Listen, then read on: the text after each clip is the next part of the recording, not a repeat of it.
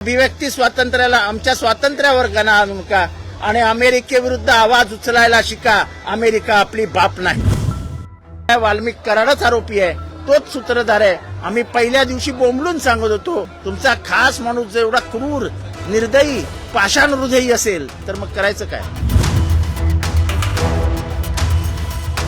अभिव्यक्ती स्वातंत्र्यावरती जो घाला घातला जातोय, ज्या पद्धतीने व्यक्त होणाऱ्या कार्यकर्त्यांवरती गुन्हे दाखल करून त्यांचे आवाज बंद केले जात आहेत, ती पद्धत चुकीची आहे. आमचा संविधानिक अधिकार आहे, आम्हाला व्यक्त होता आलंच पाहिजे. Right to expression, right to speech, हे सगळे आमचे मूलभूत अधिकार आहेत आणि ते मूलभूत अधिकार हे शाबित राहिले पाहिजेत. म्हणून या बेड्या आहेत. या बेड्या याच्यासाठी पण आहेत की अमेरिकेमध्ये जे भारतीयांवर अन्याय होत आहेत, व्हिसाच्या बाबतीत ट्रम्प सरकारने आखलेलं धोरण आहे, अनेक भारतीयांचा घर संसार उद्ध्वस्त करणारे आहेत. ज्या पद्धतीने भारतीयांना एका विमानात, 2 विमानात कोंबून भारतात पाठवलं, म्हणजे पायात साखळदंड, हातात हतकड्या, शौचालयाला जागा नाही, उपाशी भारतीयांना असा अपमानित करून आणण्याचा प्रकार हा भारतीयांना हिणवणारा, भारतीयांना अपमानित करणारा होता. ह्याच्यात कुठल्या एका राज्याचे प्रतिनिधी नव्हते. आपल्या महाराष्ट्रातले अनेक जण ह्या पेचात अडकलेत.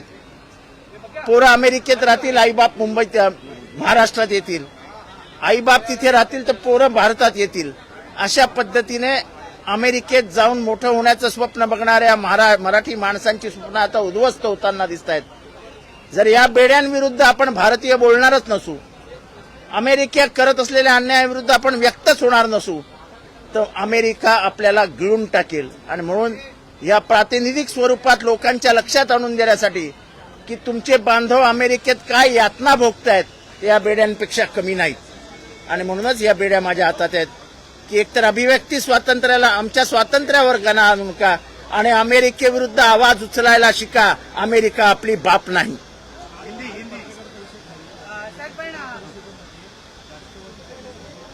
कुठे मी राष्ट्रवादीचा प्रतिनिधी तिथे होतो, त्यामुळे मला वाटतं की मी दुसऱ्या विषयावर आहे, हे विषय आता काढू नका. अशाच बेड्यांची अवस्था जी राज्यात आहे का? कारण की विरोधकांना कायदा सुव्यवस्थेचा प्रश्न आहे, विरोधकांना बोलून देत नाहीये. मग आम्ही तेच म्हणतो ना की व्यक्तच होऊ देत नाहीयेत. सरकार कोणाला घालायचे सरकारच्या मनावर आहे. सरकार मला नाही वाटत त्यांना बेड्या घालेल. आणि त्यांनी खून केलेला नाही हे मी आधीपासून सांगतोय.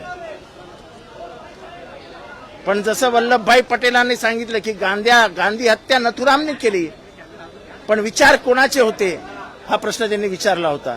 तसं हत्या करण्याचा आरोप आता सिद्ध झालाय. वाल्मिक कराडच आरोपी आहे, तोच सूत्रधार आहे. आम्ही पहिल्या दिवशी बोंबलून सांगत होतो, सरकार ऐकायला तयार नव्हती. आता सीआयडीने सगळं समोर आणलंय. पण तो माझा खास माणूस आहे असं कोण म्हणालं होतं? मग नैतिकता आहे की नाही? तुमचा खास माणूस जर एवढा क्रूर, निर्दयी, पाषाण हृदयी असेल तर मग करायचं काय? हथकड़ी क्यों पहनी है? सदन का पहला दिन है, क्या वजह है? एक तो व्यक्त होने को नहीं मिल रहा है, यहाँ की आजादी छीनी जा रही है, और अमेरिका में भारतीयों के जो हाल हो रहे हैं, और खास करके जिस तरीके से अमेरिका से लोगों को लाया गया, हाँ, पैरों में बेड़ियां, हाथों में हथकड़ियां, जिस विमान में लाया गया, जो जिस जहाज में, हवाई जहाज में लाया गया, उसमें यानी भेड़ बकरियों के जैसे उनको दबोचा गया. मानवीय स्वतंत्रता की इतनी अवहेलना कभी नहीं हुई थी भारत में.